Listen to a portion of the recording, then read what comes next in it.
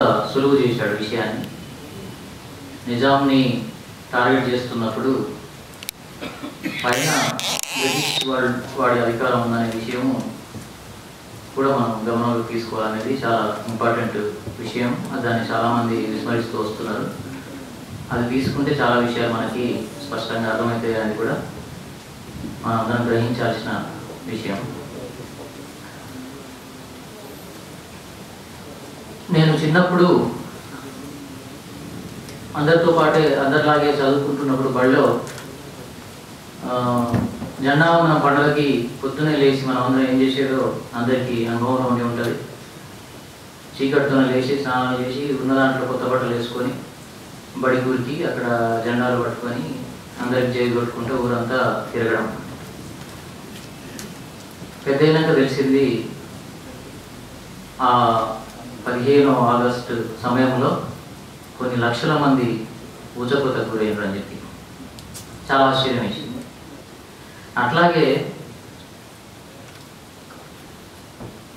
November 1 విషయంలో కూడా ఆంధ్రప్రదేశ్ అవతరణ దినోత్సవం సంబంధించి కూడా తెలియకుండా అట్లానే మేము పండుగ చేసుకునేది. చైతన్యంలోకి వచ్చిన తర్వాత తెలిసింది హైదరాబాద్ అనే ఒక రాజ్యం మీద పోలీస్ యాక్షన్ పేరు మీద జరిగిన దాడిలో లక్షల మంది ముస్లింలు ఊచకోతకు గురైనరు అని చెప్పేసి. లక్షల మంది ముస్లింలు ఊచకోతకు గురైనరు అంటే నిజానికి చాలామంది మొన్నటి వరకు మేము మొదట్లో మాట్లాడుతూ వస్తున్నప్పుడు లక్షల మంది ఉంటుంది ఆ సంఖ్య అని చెప్పి అస్సలు నమ్మడానికి సిద్ధంగా లేకపోయేది. ముస్లిం వాళ్ళ సాహిత్య సంచిక వేసేటప్పుడు మేము ప్రత్యేక సంచిక ముల్కీ అనే పేరుతో వేసేటప్పుడు హైదరాబాద్ ఆఫ్టర్ ద ఫాల్ అనే ఒక ఇంగ్లీష్లో ఉమర్ ఖాలిదీ అనే ఒక స్కాలర్ తీసుకొచ్చిన సంకలనం వెతికి పట్టుకొని దాంట్లోంచి ఈ పోలీస్ యాక్షన్ మీద వచ్చిన ఒక రిపోర్టుని తెలుగు చేయించి ఆ సంచికలో వేశాం.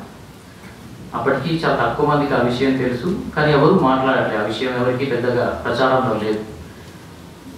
మేము కూడా ఆ రిపోర్ట్ మొత్తాన్ని కాకుండా కొంచెం తక్కువ సంక్షిప్తంగా అనువాదం చేయించి వేశాం. హెచ్సియులో ఇంగ్లీష్ ప్రొఫెసర్గా పనిచేస్తున్న ముజీబుద్దీన్ అనే సార్, ఆయనకి కాంటాక్ట్ చేసి ఇది మీరు తెలుగులో ట్రాన్స్లేట్ చేసి ఇవ్వగలరా అంటే నేను మొత్తం చేయలేను కానీ ఇది సగం రిపోర్ట్ వరకు నేను చేస్తాను, మిగతా వివరాలన్నీ మిగతా ఎవరికైనా చేయించండి అని చెప్పాడు. అప్పుడు ఆయనకి నేను కాపీ అందజేశాను. దాని తర్వాత ఆ రిపోర్టు అతను సగం అనువాదం చేసిన తర్వాత సగం పార్ట్ అతను నన్ను వచ్చి మాస్టర్ ట్యాంక్లో కలిసి పార్క్లో కూర్చొనిన్నప్పుడు ఆయన చెప్పిన మాటలు ఏంటంటే, ఆయన దాదాపు అప్పటికి 50 ఏళ్ళు ఉంటాయి. ఆయన అన్న మాట ఏంటంటే, నేను షాక్కి గురైన స్కై బాబా ఈ రిపోర్ట్ చదివి, నేను హైదరాబాద్ వాడినే కానీ నాకు ఇన్ని విషయాలు ఇట్లా జరిగిందని మాత్రం నాకు తెలియదు. ఈ రిపోర్ట్ చదివిన తర్వాత నాకు చాలా విషయాలు తెలిసినాయి అని చెప్పాడు. అందులో ఉన్న విషయం ఏంటంటే, హైదరాబాద్ రాజ్యం అంటే మీ అందరికీ ఒక అవగాహన ఉండి ఉంటుంది. ఇప్పుడు మహారాష్ట్రలో కొన్ని జిల్లాలు, కర్ణాటకలో కొన్ని జిల్లాలు ఉన్నాయి. పోలీస్ యాక్షన్ సమయంలో అప్పటికి ఒక ప్రత్యేకమైన పరిస్థితి ఉంది. ఆ పరిస్థితి రీత్యానైనా జాగ్రత్త తీసుకోలేదు ఇండియన్ గవర్నమెంట్. పోలీస్ యాక్షన్ జరిగిన సమయానికి అంటే ఇది సెప్టెంబర్లో జరిగితే ఆగస్టు 47లో అంటే సంవత్సరం ముందు మీకు తెలుసు దేశ విభజన పేరు మీద ఇటు బెంగాల్లో అటు పంజాబ్ కాశ్మీర్ వరకు పెద్ద ఎత్తున ఊచకోత జరిగింది. పెద్ద ఎత్తున లూటీలు, హత్యలు, మానభంగాలు, ఇంకా అవన్నీ మీకు తెలుసు లక్షల సంఖ్యలో జరిగింది. రక్తం ఆ సరిహద్దుల్ని రక్తం పోదపోసింది. అట్లాంటి ఒక వాతావరణం ఉన్నప్పుడు ఆ ప్రభావం అంటే ఆ అనుభవం ఉన్నాక కూడా హైదరాబాద్ని ఒక ముస్లిం రాజు పరిపాలిస్తున్నాడు అని చెప్పి ఒక స్పృహ లేకుండా చాలా ఈజీగా చాలా నిర్లక్ష్యంగా పోలీస్ యాక్షన్ జరపడం వల్ల, మిలిటరీ యాక్షన్ అది నిజానికి జరపడం వల్ల మిలిటరీ ప్రోద్బలంతో హైదరాబాద్ స్టేట్లో ముస్లింల మీద పెద్ద ఎత్తున దాడులు జరిగింది. ఆ దాడులు మీకు ఇప్పుడు కర్ణాటక, మహారాష్ట్రలో ఉన్న గుల్బర్గా, ఔరంగాబాద్ ఇట్లాంటి జిల్లాల్లో ఎక్కువ ప్రభావం ఉన్నప్పటికీ ముఖ్యంగా హైదరాబాద్ కేంద్రమైన హైదరాబాద్ నగరంలో కూడా చాలా పెద్ద ఎత్తున ఆ ప్రభావం ఉండింది. అది ఎంత భయంకరంగా ఉండేది అంటే ఆ రిపోర్ట్ కనుక మీరు తెలుగులో మీకు ముల్కీ అనే సంచికలో దొరుకుతుంది. హైదరాబాద్ ఆఫ్టర్ ద ఫాల్ అనే ఒక పుస్తకంలో కూడా ఇంగ్లీష్లో కూడా సంక్షిప్తంగానే ఆ రిపోర్ట్ మీకు దొరుకుతుంది. మీరు చూస్తే ఆశ్చర్యపోతారు. ఆ రిపోర్టు చూసినప్పుడు అంటే ఆ రిపోర్ట్ నిజానికి పండిట్ సుందర్లాల్ అనే పెద్ద ఆయన నేతృత్వంలో ఖాజీ మహమ్మద్ అబ్దుల్ గఫార్ అని పయామ్ ఉర్దూ పత్రిక ఎడిటర్, యూనిస్ సలీం అని హైదరాబాద్లో ఒక లాయర్, ఈ ముగ్గురి కమిటీతోని ఆ రిపోర్ట్ తయారు చేయబడింది. ఎవరైతే ఈ అబ్దుల్ గఫార్ ఉన్నాడో యూనిస్ సలీం ఉన్నాడో ఇక్కడ హైదరాబాద్లో పోలీస్ యాక్షన్ తర్వాత పరిణామాలు చూసి, పోలీస్ యాక్షన్ సమయంలో పరిణామాలు చూసి నెహ్రూకి ఫోన్ చేసి అక్కడ ఈ విషయాలు చెప్పినప్పుడు, అబ్దుల్ కలాంకి ఫోన్ చేసి చెప్పినప్పుడు అబ్దుల్ కలాం నెహ్రూతో మాట్లాడి ఈ కమిటీని ఒకటి ఏర్పాటు చేయించాడు.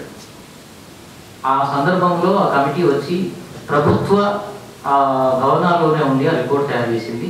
చివరికి ఆ రిపోర్ట్ తయారీలో దాదాపు 2 లక్షల మంది ముస్లింలు పోలీస్ యాక్షన్ సమయంలో హత్యకు గురైనరు అనే విషయం అందులో ఉంది.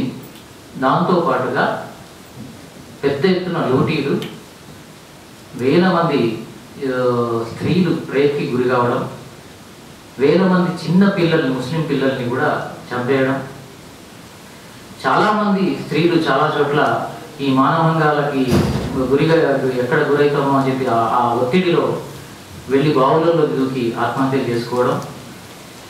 మీకు షాపూర్ అనే ఒక ఔరంగాబాద్ జిల్లా అనుకుంటా, అందులో షాపూర్ అనే ఒక పట్టణంలోనే 1000 మంది స్త్రీలు బావుల్లో దూకి ఆత్మహత్య చేస్తున్నారని ఆ రిపోర్ట్లో ఉంది. చాలా కొన్ని బావుల్లో దూకిన వాళ్ళని బయటికి గుంజి కూడా వాళ్ళను రేపులు చేసిన సందర్భాలు కూడా ఉన్నాయని చెప్పేసి, మిలిటరీ కూడా చాలా యథేచ్ఛగా అందమైన ఆడవాళ్ళని తమ డేరాల్లో తీసుకెళ్లి వారాల తరబడి రేప్ చేయడం కూడా ఆ రిపోర్ట్లో రికార్డ్ చేయబడింది. ఇది ఇంతగానో జరిగినా కూడా దానికి సంబంధించి ఇండియన్ గవర్నమెంట్ నుంచి ఎట్లాంటి ఇది లేకపోగా ఈ రిపోర్ట్ తయారీ వాళ్ళ దగ్గరికి వెళ్ళిన తర్వాత పటేల్ దాన్ని చూసి చాలా కోపానికి గురై దాన్ని ఇసిరి కొట్టి, ఇది మేము అధికారికంగా మిమ్మల్ని పంపించలేదు, మాకు దీంతో సంబంధం లేదు, దీన్ని బయటపెట్టడానికి వీల్లేదని చెప్పేసి అరవడం జరిగింది. దాంతో నెహ్రూ మౌనం అయిపోయాడు. నిజానికి అది నెహ్రూ పటేల్ తెలిసే జరిగిన తయారు చేయబడ్డ రిపోర్ట్.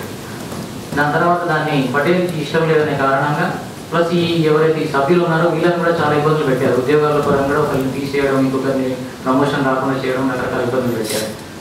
తర్వాత ఆ రిపోర్ట్ని బయటికి రాకుండా తొక్కేశారు. మళ్ళీ మీకు 64లో ఇందులో అబ్దుల్ గఫారో యూనుసో ఒక ఇంటర్వ్యూ ఇస్తూ ఈ విషయాన్ని ఒక పత్రికలో ప్రస్తావించినప్పుడు మళ్ళీ పార్లమెంట్లో గొడవ జరిగింది. జరిగినప్పుడు ఆ గొడవకు సంబంధించి ఇందిరాగాంధీ ఆ రిపోర్ట్ని ఏదో లైబ్రరీ ఆర్కైవ్స్ నుంచి తెప్పించుకొని చూసి, సరే ఇది ఇప్పుడు బయట పెట్టడం లేకపోతే దీని గురించి మాట్లాడడం సరైనది కాదని చెప్పేసి ఆమె కూడా దాన్ని తొక్కిపెట్టేయడం జరిగింది. అయితే ఈ పోలీస్ యాక్షన్ అనేది ఇట్లా జరిగితే హైదరాబాదు అంటే మనకి చాలా ఎక్కువ మంది కొంత తెలిసిన వాళ్ళు ఏం చెప్తున్నారంటే ఇప్పుడు ఆ తెలంగాణలో ఆ జిల్లాలు లేవు కదా, అంత ఎక్కువ ప్రభావం ఉన్న జిల్లాలు అని చెప్పి అంటున్నారు. కానీ తెలంగాణలో కూడా చాలా ఎక్కువ దాడులు జరిగినాయి, అవేవి రికార్డ్స్లో లేవు. ఈ రిపోర్ట్ ఎక్కువ శాతం మీకు ఔరంగాబాద్, గుల్బర్గా జిల్లాల నుంచి ఉంటే తెలంగాణలో ఎట్లాంటి రిపోర్ట్లు తయారు కాలేదు, ఏం జరిగిందనేది రికార్డ్స్ లేవు. మనకు లభ్యమవుతున్న పుస్తకాలన్నీ కోస్తాంధ్ర ప్రాంతపు కమ్యూనిస్టులు రాసిన పుస్తకాలు మాత్రమే. తెలంగాణ నుంచి కనీసం కమ్యూనిస్టులు కూడా చాలా విషయాలు రికార్డ్ చేయలేదు. అట్లాగే ఇక్కడ ఉన్న తెలంగాణ మూవ్మెంట్లో పాల్గొన్న వాళ్ళు కూడా చాలామంది చాలా విషయాలు తెలుసు, కానీ వాళ్ళు పుస్తకాలు వేసే పని ఇంతవరకు చేయలేదు. ఆ పని అంతా జరగాల్సిన అవసరం ఉంది. ఇప్పుడు ఈ చరిత్రను అంటే ఈ జరిగిన ఈ అన్యాయాలన్నింటినీ కూడా పునర్మూల్యాంకనం చేసుకుంటూ, చరిత్రను రికార్డ్ చేసుకుంటూ మళ్ళీ మనం రీచెక్ చేసుకోవాల్సిన అవసరం ఉందనే విషయం ఇప్పుడు మన ముందుకు వస్తూ ఉన్నది. నిజానికి తెలంగాణ ఉద్యమం నడుస్తున్న కాలంలో అందరం ఉద్యమంలో ఉన్నాము. ఈ పనులు చేయడానికి ఎవరికి సమయం కూడా లేకుండా పోయింది. ఇప్పుడు చేయాల్సిన పనులు మన ముందుకు వస్తూ ఉన్నాయి. ఆ నేపథ్యంలో ఈ నిర్వాహకులు పెట్టిన ఈ సభ కూడా చాలా విషయాలను చర్చకు తీసుకొస్తుందని, భవిష్యత్తులో దీని ప్రభావం చాలా ఉంటుందని, చాలామంది చాలా విషయాలు తెలుసుకుంటారని కూడా నేను భావిస్తూ ఉన్నాను. అయితే పోలీస్ యాక్షన్కి సంబంధించి అలా జరిగిన తర్వాత, అంటే నేను గుజరాత్ నరమేధం జరిగినప్పుడు గుజరాత్ పోయి వచ్చిన తర్వాత మా ఇంట్లో ఆ విషయాలు వివరిస్తూ ఉంటే, గోల్కొండలో మా షాజహాన్ అంటే వాళ్ళ అత్తమ్మ ఉంటుంది గోల్కొండలో, ఆమె అక్కడే పెళ్లి చేశారు, ఖమ్మం జిల్లా ఆమె. ఇప్పటికీ ఆమె ముస్లాం అయిపోయింది. ఆమె చెప్పిన ఒక మాట నన్ను చాలా ఆశ్చర్యానికి గురి చేసింది. ఆమె ఏమన్నదంటే, నేను అక్కడ గుజరాత్లో జరిగిన విషయాలు, అంటే అక్కడ శవాలు పెద్ద ఎత్తున కుప్పలు పడిపోవడం, తగలబెట్టడం అవన్నీ విషయాలు చెప్తున్నప్పుడు, అవునవును గోల్కొండలో కూడా శవాలు కుప్పలు పడి మురిగిపోయినాయంట ఆ కాలంలో అని చెప్పింది. ఆ విషయాన్ని నేను తర్వాత కొందరిని అడిగి తెలుసుకుంటే, గోల్కొండ కోట లోపల కూడా చాలా ఎక్కువ ముస్లిం జనాభా ఉంది, ఇప్పటికి కూడా మీకు తెలుసు.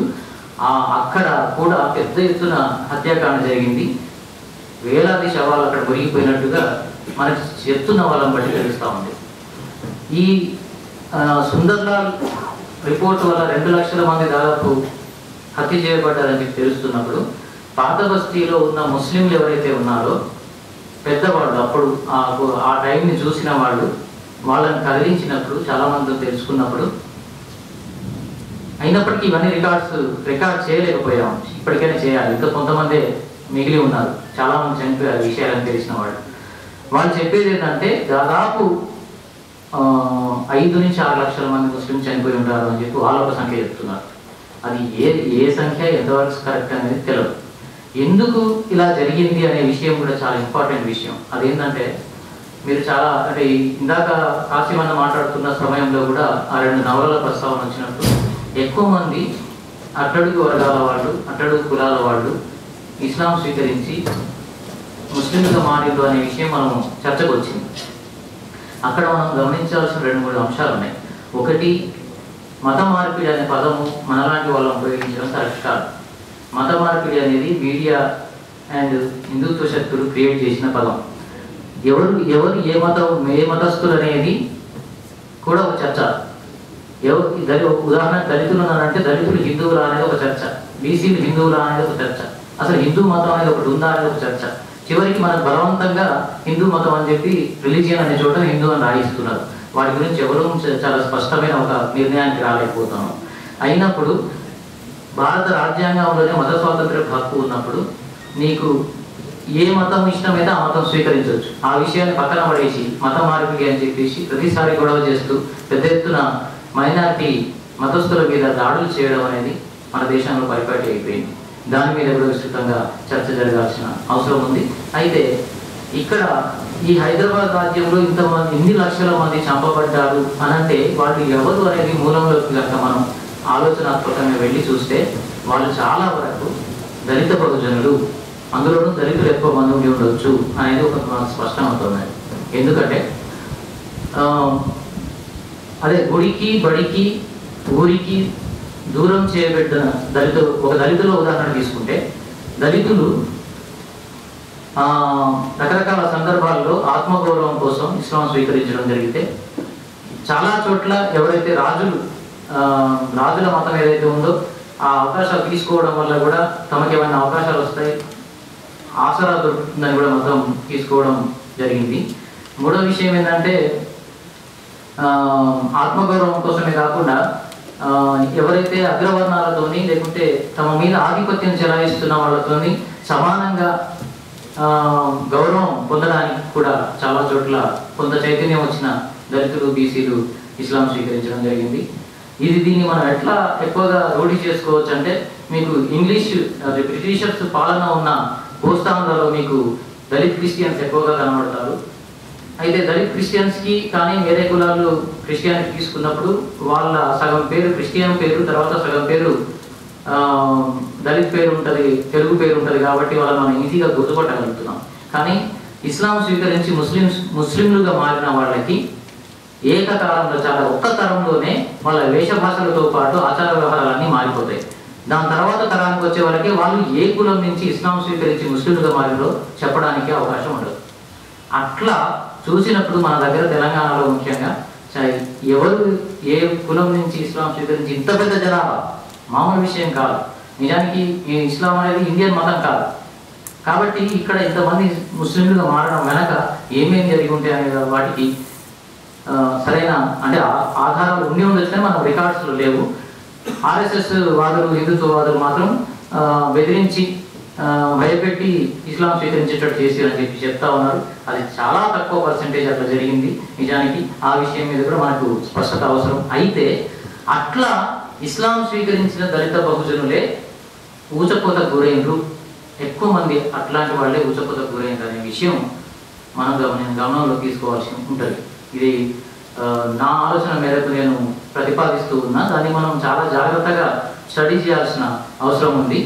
ఎందుకంటే ఆయా ఊర్లలో, ఆయా పట్టణాలలో ఈ ముస్లింల పట్ల అంత తీవ్రంగా, అంత వ్యతిరేకతతో ఊచకోత జరగడం పట్ల ఏమాత్రం వ్యతిరేకత రాకపోవడం, ప్లస్ దానికి నాయకత్వం వహించింది కూడా చాలా ఎక్కువ శాతము అగ్రవర్ణాల వాళ్ళే అయి ఉండడం అనేది కూడా మనకి ఈ విషయాన్ని స్పష్టం చేసే అవకాశాలు కనబడతా ఉన్నాయి.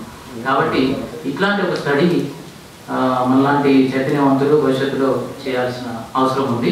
కాబట్టి లక్షల మంది చంపబడడం కానీ, వాళ్ళ ఆస్తులు దోచుకోవడం కానీ, తర్వాత వాళ్ళ స్త్రీలను మానభంగాలు చేయడం కానీ, పిల్లల్ని కూడా కిరాతకంగా చంపేయడం కానీ జరిగిందనే విషయం మనం ఇక్కడ స్పష్టం చేసుకోవాల్సిన అవసరం ఉంది.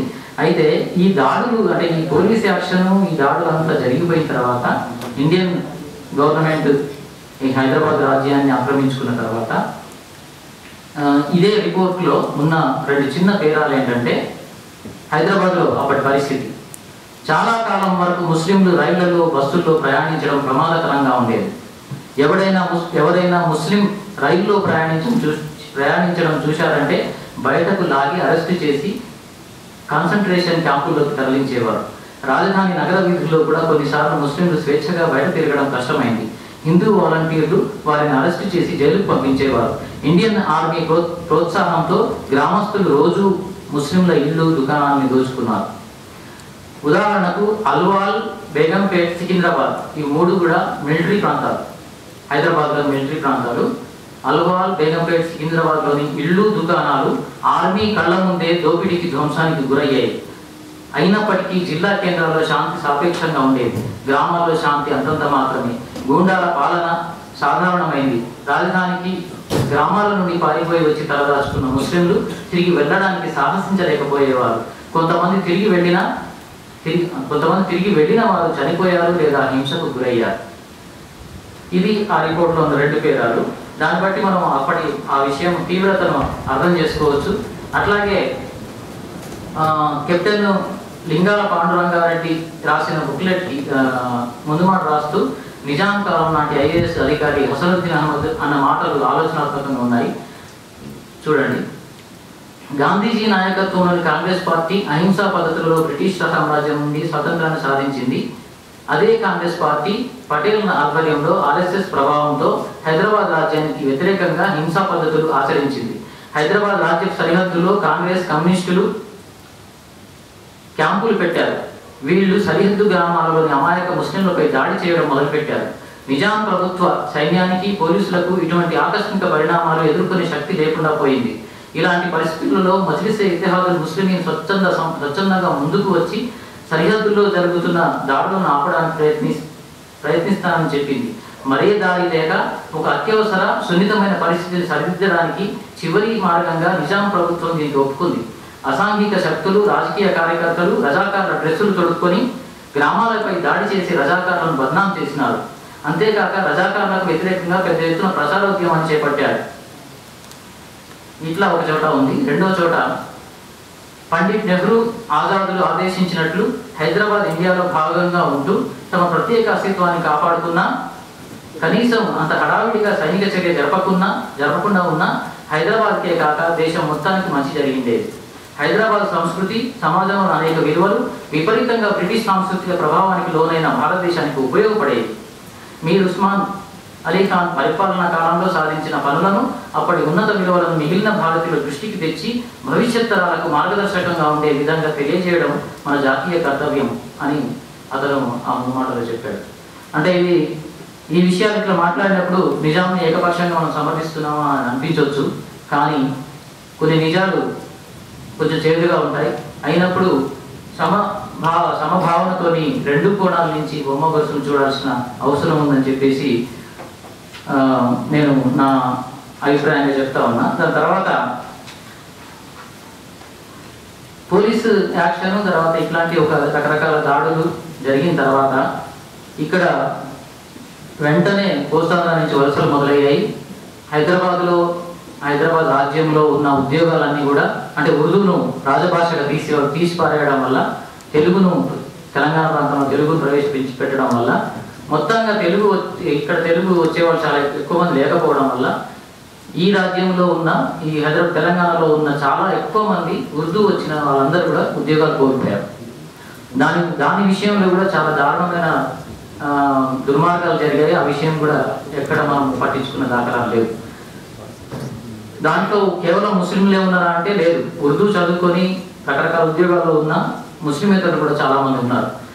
వాళ్ళు ఉద్యోగాలు కోల్పోయి చాలా ఎక్కువ మంది దాంట్లో రిక్షాలు తొక్కుకొని బతకాల్సిన పరిస్థితికి నెట్టబడ్డారని చెప్పి కూడా మనకు అప్పటి వాళ్ళు చెప్తా ఉన్నారు. రెండో విషయం ఏంటంటే అప్పటికి ఉర్దూ మాత్రమే ఎక్కువ పాఠశాలలో ఉండడం వల్ల ఉర్దూలో చదువుకుంటూ ఉన్న ముస్లింలు ఎవరైనా కానీ ఆయా తరగతులు ఏవైతే చదువుతూ ఉన్నారో ఉర్దూ స్కూల్స్ రద్దు చేయడం వల్ల, మిగతా తెలుగు ప్రవేశపెట్టడం వల్ల ఆ ఉర్దూ చదువుకున్న వాళ్ళందరూ ఏమైపోయారు, వాళ్ళు డ్రాప్అవుట్స్గా మిగిలిపోయారా, వాళ్ళు ఎట్లాంటి నష్టాలకు గురైందనే విషయాలు కూడా మనకి తెలవడం లేదు. ఈ రకంగా ఇక్కడ ఉన్న తెలంగాణలో ఉన్న ఉద్యోగాలన్నీ కూడా కోస్తాంధ్ర వాళ్ళే ఎక్కువగా కొలగొట్టడం జరిగింది తెలుగు వచ్చిన కారణంగా. ఇక్కడ తెలంగాణలో కూడా చాలా ఎక్కువ మందికి తెలుగు రాదు కాబట్టి ఆ ఉద్యోగాలను తెలుగు వాళ్ళు కూడా చేసుకునే పరిస్థితి లేని వాతావరణం ఒకటి అప్పుడు మనకి కనబడుతూ ఉంది. అయితే ఇక్కడ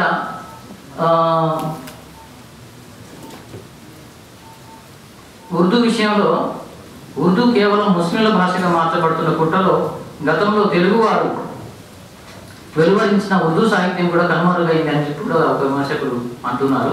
అయితే ఉర్దూ సాహిత్యం ఏదైతే ఇక్కడ భారతదేశంలోనే అప్పటి పాకిస్తాన్, బంగ్లాదేశ్ కలిసి పెద్ద భారతదేశంలోనే ఇక్కడి ఉర్దూ సాహిత్యానికి చాలా ఎక్కువ ప్రాముఖ్యత ఉండేది. ఆ ఉర్దూ సాహిత్యం కూడా మిగతా సమాజానికి తెలియకుండా పోయింది. ఆ ఉర్దూ సమాజం ఇవాళ కూడా హైదరాబాద్లో, తెలంగాణలో ఉన్న ఉర్దూ రచయితలు, కవులు చాలా ప్రముఖులు దేశమంతా. కానీ మన తెలుగు వాళ్ళకే తెలంగాణలోనే చాలా మందికి తెలియని పరిస్థితి ఉండడం కూడా మనం గమనించవచ్చు.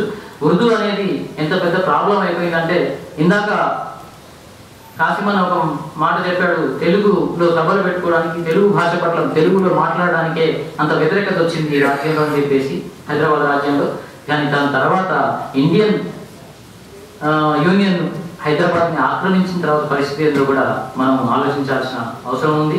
రాజులను ఎవరు సమర్థించారు కానీ రాజభాషగా ఉర్దూను తీసేసిన తర్వాత అప్పటికి ఉర్దూ చదివిన వాళ్ళ పరిస్థితి ఏంటి? తర్వాత ఆ ఉర్దూ అనేది కేవలం నిజానికి అది ఇండియన్ భాష, one of the Indian language, కానీ కేవలం అది ముస్లింల భాషగా ప్రచారం జరుగుతూ వచ్చింది. అట్లా ప్రచారం జరుగుతూ రావడం వల్ల ఏమైపోయిందంటే అటు ఉర్దూకు అన్యాయం జరిగింది, ఇటు ముస్లింలకి అన్యాయం జరిగింది. ఆ కోణం నుంచి చూసినప్పుడు ఉర్దూ మీద మనం జాలిపడాల్సిన ఒక దుస్థితి మన ముందుకు వస్తూ ఉన్నది. ఇది ఇట్లాంటి కొన్ని కోణాలు ఉంటే, నెక్స్ట్ ఇంకొక వర్షన్ ఏంటంటే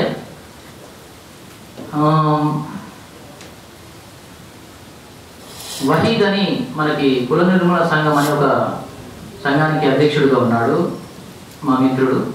వాళ్ళు నకరేకల్, నల్గొండ జిల్లా నకరేకల్ దగ్గర ఏదో ఊరు వాళ్ళది. వాళ్ళ తాత వాళ్ళు అక్కడ ఉన్న అంటే వాళ్ళు ముస్లింలు అనగానే అప్పుడున్న పరిస్థితుల్లో రజాకార్లను ముద్ర వేయడము, రకరకాల ప్రభావాల వల్ల ఆ కుటుంబం అక్కడి నుంచి పారిపోవాల్సి వచ్చింది. కొందరు మగవాళ్ళని ఆ కుటుంబంలో చంపేసినప్పుడు ఆడవాళ్ళు కట్టుబట్టలతో హైదరాబాద్ పారిపోయి వచ్చి హైదరాబాద్లో నివాసం ఉంటూ వచ్చిండ్రు వాళ్ళు. ఆయన ద్వారా మనకు చాలా విషయాలు తెలుస్తాయి అప్పుడున్న పరిస్థితి ఏంటి అని. అయితే అట్లాంటి కొన్ని సంఘటనలు కూడా మనకి చాలా తెలంగాణలో కనబడుతూ ఉన్నాయి. ఎట్లా అంటే నిసార్ అని మీకు తెలుసు, వాగ్గేయకారుడు, తెలంగాణ ఉద్యమంలో బాగా పండుగ వెన్నెలలోన పాట రాసిన నిసార్ కండక్టర్గా హైదరాబాద్లో పనిచేస్తాడు. సుద్దాల వాళ్ళ ఊరు. వాళ్ళ నాన్న వాళ్ళు అక్కడ ఆ ఊర్లో ఉన్నప్పుడు ఒక దశలో ఆయన ఆబ్కారీ జవాన్గా పనిచేసేవాడు. ఆయన నిసారు నేను వెంటబడితే వతన్ అని ఒక కథ రాశాడు. ఆ కథలో ఈ విషయాన్ని రికార్డ్ చేయడం జరిగింది. వతన్ అనే కథల సంకలనంలో ఈ కథ ఉన్నది.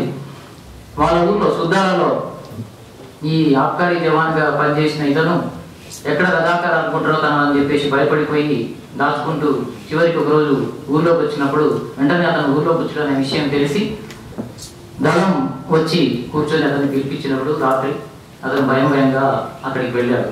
ఊర్లో పెద్ద మనుషులందరూ కూర్చొని ఉన్నారు, దళం ఉన్నది ఒక పక్క. ఆ సమయంలో మరి ఇతను ఏం చేద్దామా అని చెప్పి చర్చ మొదలైంది. అంటే చంపేద్దామా వదిలేద్దామా? అట్లాంటి సమయంలో కొంత చర్చ తర్వాత ఆ ఊరి పెద్ద, వాడు ఈ ఊర్లో పుట్టిండు, ఈ ఊర్లో పెరిగిండు, మన మధ్యలో పెరిగిండు, మనతోనే ఉంటాడు, వాడు ఈ ఊర్లోనే వస్తాడు, అంటే వాడు అప్పమనేది అని చెప్పేసి దుడ్డు తన కింద బాదుకుంటూ లేచి వెళ్ళిపోతాడు. అంటే అతను తీర్పు చెప్పే పద్ధతి అన్నట్టు. అట్లా తీర్పు చెప్పడంతో అందరూ కూడా అతన్ని వదిలివేయడం జరిగింది. ఆ ఊర్లో ఉన్న వాళ్ళు కూడా చెప్పడం ఏంటంటే, ఊరికి ఒక తులుకోవడం ఉండాలి, పథకాలు ఇవ్వడానికో హలాలు చేయడానికో లేకుంటే ఇంకేదో ఒక ఊదు వేయడానికో ఊరికి ఒక తులుపడం లేకుంటే ఏంద్రా అని చెప్పి వాళ్ళు అక్కడ పెద్ద మనుషులు మాట్లాడుకోవడం కూడా ఆ కథలో అతను రికార్డ్ చేశాడు.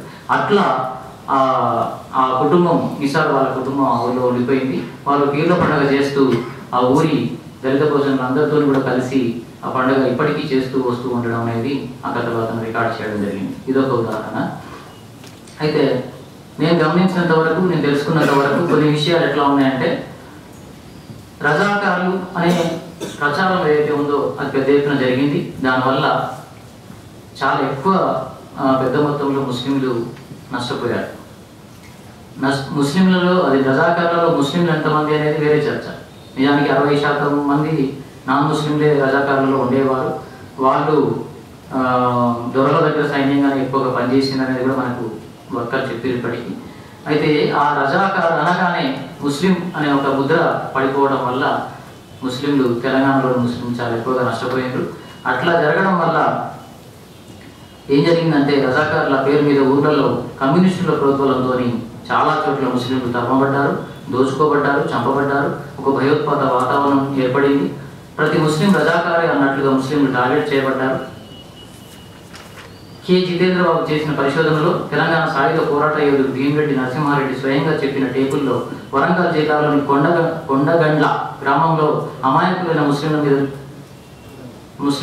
ముస్లిం సముదాయం మీద రాజిరెడ్డి, భీమిరెడ్డి దళాలు జరిపిన కాల్పుల్లో ఆడవాళ్ళు, పిల్లలతో సహా 18 మంది చనిపోయారని భీమిరెడ్డి నరసింహారెడ్డి తన టేపుల్లో పశ్చాత్తాపడ్డాడు. ఇలాంటి సంఘటనలు చాలా గ్రామాల్లో జరిగాయని కూడా జితేంద్రబాబు అంటున్నారు. ఎక్కువ మంది ముస్లింలు ఊళ్ళల్లో ఆస్తులు, జీవనాధారాలు వదిలేసుకొని పట్టణాలకు పారిపోయి వచ్చారు. వారు మళ్ళీ ఎలాంటి జీవితం ప్రారంభించారు, ఎంతటి కింది స్థాయి జీవితానికి నెట్టబడ్డారు, చంపబడ్డ ముస్లింల ఆడవాళ్ళు, ఆ విధవరాళ్ళు ఎంతటి దుర్భర పరిస్థితుల్లోకి నెట్టబడ్డారు, అమాయకులైన ముస్లింలు ఎవరైతే చంపబడ్డారో వారి ప్రాణాలకు నష్టపరిహారం ఎవరు కట్టిస్తారు, అలా మొత్తంగా నష్టపోయిన ముస్లింల జిందగీలకి ఎలాంటి నష్టపరిహారం చెల్లిస్తారు, అసలు ఆలోచన ఎందుకు ఇప్పటి వరకు మనం ఎవరూ చేయలేదు అనేది ఇది నా ప్రశ్న. ప్లస్ అంటే దీంట్లో చాలా భిన్నాభిప్రాయాలు రావచ్చు.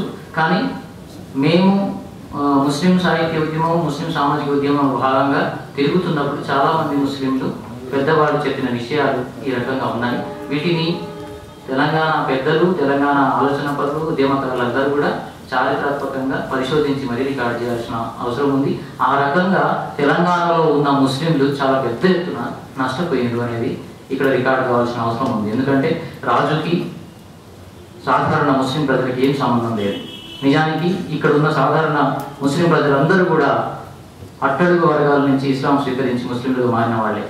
వాళ్ళు పోలీస్ యాక్షన్ పేరు తర్వాత జరిగిన విషయాల్లో 2 రకాలుగా నష్టపోయారు. ఒకటేమో ఇండియన్ ఆర్మీ, తర్వాత హిందుత్వ భావజాలం ఉన్న వాళ్ళ నుంచి హత్యలు చేయబడితే, రెండవది కమ్యూనిస్టు ఉద్యమం వల్ల కూడా వాళ్ళు నష్టపోవడం అనేది, వాళ్ళు తరమబడడం అనేది, వాళ్ళు ఆస్తుల్ని కోల్పోవడం, మళ్ళీ జీరో బేస్డ్ స్థాయి నుంచి జీవితాలు మొదలుపెట్టడం చాలా ఎక్కువ మంది. మీరు గమనించండి, ఊర్లలో చాలా మంది ముస్లింలు భయంతో పట్టణాలకు పారిపోయి వచ్చిండ్రు. మీకు పట్టణ జనాభా ఎక్కువగా కనబడుతుంది ముస్లింలది. హైదరాబాద్లో అయితే కుప్పలు తెప్పలుగా వచ్చి పడ్డారు. ఆ టైంలో ఎక్కడెక్కడి నుంచో వచ్చి హైదరాబాద్లో తలదాచుకోవడానికి పోలీస్ యాక్షన్ తర్వాత సమయాల్లో మీకు వచ్చినట్టు కనబడతా ఉంది. అంటే పోలీస్ యాక్షన్కి ముందు తర్వాత ఈ పరిణామాలన్నీ కూడా కలగాపులంగా జరిగింది. ఇది ఇట్లా జరుగుతూ ఉంటే ఇవి 2 వర్షన్స్. ఈ రెండు విషయాలు అయితే మూడో వైపు గమ్మత్తైన విషయం ఉంది. పోలీస్ యాక్షన్ తర్వాత పాకిస్తాన్కి ఎవరు వెళ్ళిపోతున్నారు అనేది ఒక గమ్మత్తైన విషయం, ఒకటి మనం చాలా ఆశ్చర్యం కలిగించే విషయం. గవర్నమెంట్ ఏం చేసిందంటే, ఇండియన్ గవర్నమెంట్ ఎవాక్వీ చట్టం అని ఒక చట్టాన్ని తీసుకొచ్చింది. పాకిస్తాన్కి కానీ మరే దేశానికైనా కానీ వెళ్ళిపోవాలనుకునేవారు తమ ఆస్తులను అమ్ముకోవడం కానీ బదలాయించడం కానీ చేయకుండా తీసుకొచ్చిన చట్టం అది.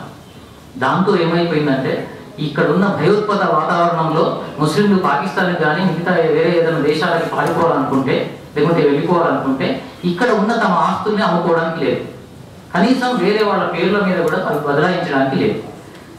అట్లాంటి దశలో చాలామంది తమ ఆస్తుల్ని వదిలేసుకొని, ఇళ్లను వదిలేసుకొని వెళ్ళిపోయారు. చాలా ఎక్కువ మంది పాకిస్తాన్కి వెళ్ళారు. నిజానికి పాకిస్తాన్కి వెళ్ళిన వాళ్ళు ఇక్కడ నుంచి చాలా విద్యావంతులు, నిజానికి ముస్లిమ్స్ ఇక్కడ మొత్తం అన్ని వదిలేసుకొని పాకిస్తాన్లో వాళ్ళు మళ్ళీ జీవితం మొదలుపెట్టాల్సిన పరిస్థితి వచ్చింది. దానికి ఇక్కడ ఉన్న పరిస్థితులే కారణం అని చెప్పేసి మనం అనుకోవచ్చు. మొత్తంగా ముస్లింలు భయాందోళనకి లోనై ఇక్కడ మనం బతకలేము, ఇక్కడ ఉండడం కరెక్ట్ కాదు, ఇదంతా మనల్ని అంతా దాడులు చేసి మనల్ని తరవే వాతావరణం ఒకటి ఉంది అని చెప్పేసి వాళ్ళు భయపడిపోయారు.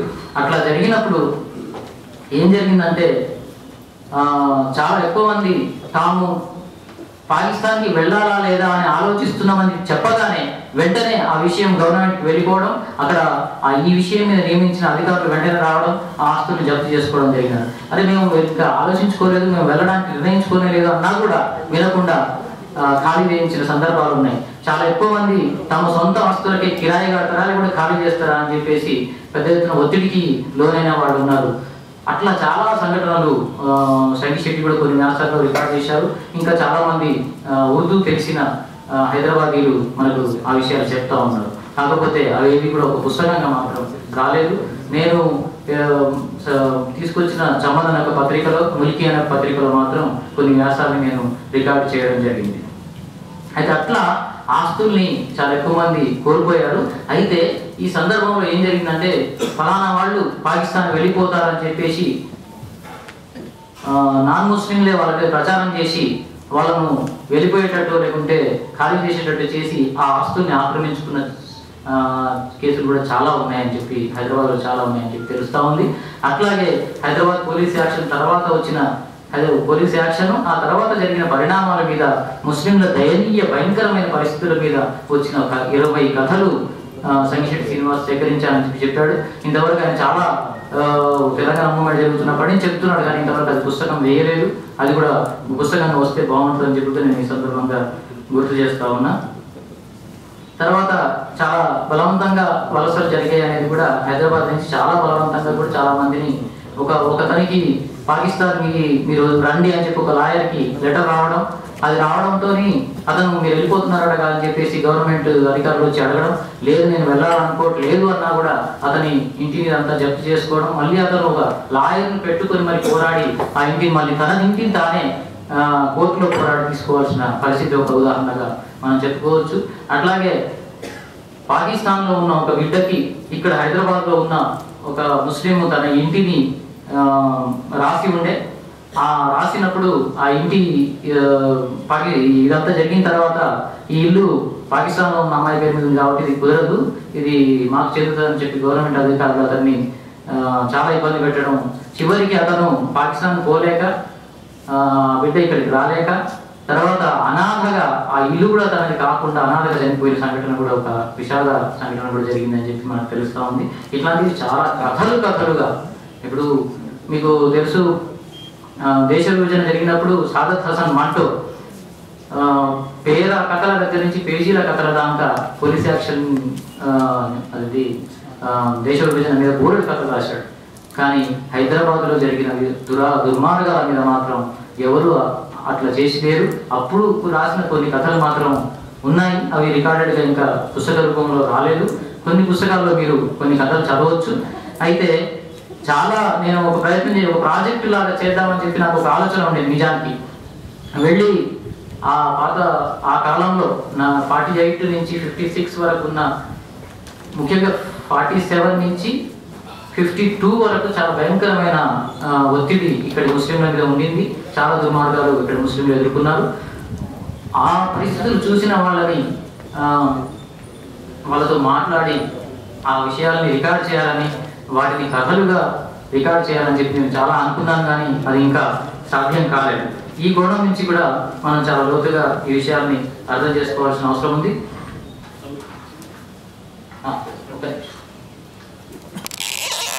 చివరిగా ముగించే ముందు 2 మాటలు.